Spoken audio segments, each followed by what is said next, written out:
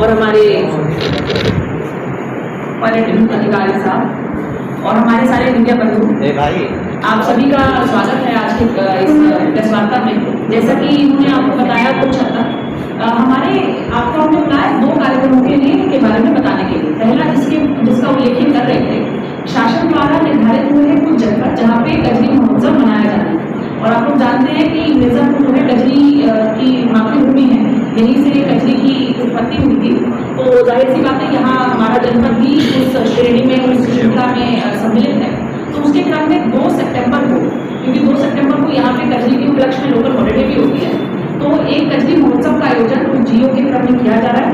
और इसके बारे में हम आपको बता दें, इसका आयोजन 7 बजे से लगभग 7 बजे से BLG ग्राउंड में किया जाएगा।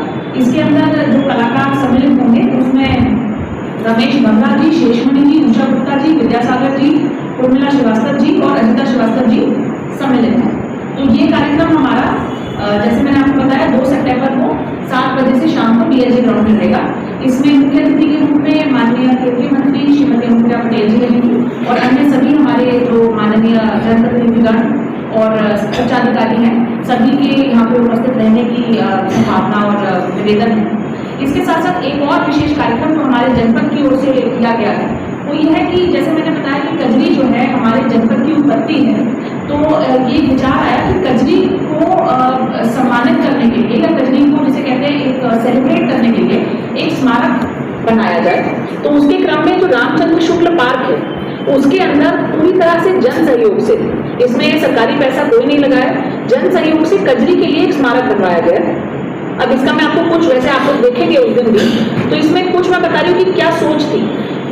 जो कजरी है ये आप जान रहे हैं एक संगीत की विधा है, तो उसको देखे कैसे, किस तरह से उसको दिखाया जाए, उनमें एक चुनौती थी। तो हम लोगों ने ये सोचा था कि कजरी का एक बहुत ही अभिन्न रिश्ता जो है वो सावन से है, सावन में, और उस तरह से कजरी का गीत भी आपने जो सुने हैं सावन से संबंधित रहते हैं। तो हम लोगों ने दिखाने की वहाँ कोशिश की है कि एक मोर नाच रहा है जो कि सावन के प्रतीक के रूप में है, साथ में जो म्यूजिकल इंस्ट्रूमेंट्स हैं जो कजरी में प्रयोग में लाए जाते हैं वो उनका एक रूप वहाँ पे बनाया गया है। साथ में क्योंकि ये केवल कजरी नहीं परंतु मिर्जापुर की कजरी को दिखाने का कोशिश की गई है, तो इसीलिए हमने वहाँ पे एक पहाड़ और जो हमारा विंध्य पर्वत को दर्शा रहा है और साथ में झरना, क्योंकि आप जानते हैं कि मिर्जापुर जो है झरनों की धरती भी है, तो वो सारी चीजें भी हमने वहाँ पे दर्शाने की कोशिश की है। साथ ही में कुछ पानी इसमें चलेगा क्योंकि झरना है, बरसात भी होने का कराने का प्रयास वहाँ पे किया जा रहा है। तो ये सारे जो एलिमेंट्स हैं ये हमारी मिर्जापुर और मिर्जापुर की कजरी को दर्शाने का हमारा प्रयास है, जो कि हमारा, और ये कजरी